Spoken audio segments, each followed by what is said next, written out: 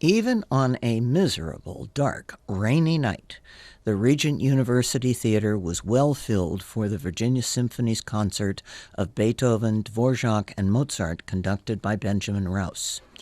The program began with Beethoven's Fidelio Overture. The composer wrote 4 overtures for his only opera, Fidelio, but only this one, the last, bears the opera's name.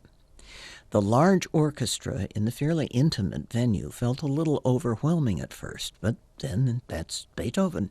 Big, bright sound all the way. The soloist in the Dvorak Violin Concerto in A minor was SiMon Lapointe, principal second violinist for Virginia Symphony. If that sounds like an odd title, here's how it works. The first violins and the second violins are different sections. They play different music. The first violins usually have the higher notes and the second violins the accompaniment, but they have to have the same skills.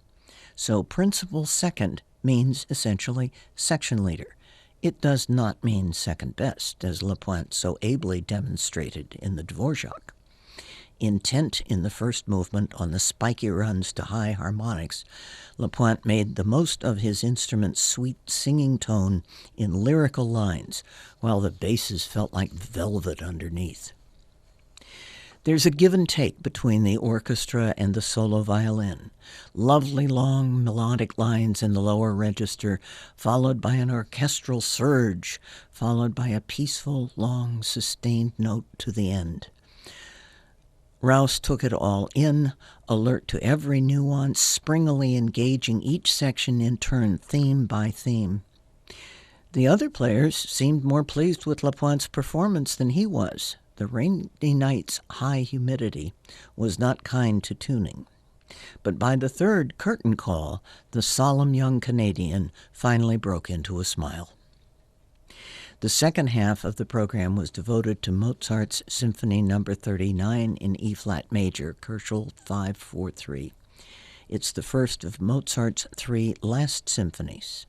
He wrote them and several other works in only 6 weeks during the summer of 1788 in a perfect storm of creative genius. No. 39 begins with broad statements, then a dialogue with cellos and violins, wonderful ribbons of sound. The woodwinds, especially clarinet and flute, shone in the third movement's echo lines. The light, playful scurry of the fourth movement kept Rouse physically engaged with the orchestra, every movement purposeful. It was a marvelous evening inside, no matter what it was like outside. From the other side of the Footlights, I'm M.D. Ridge.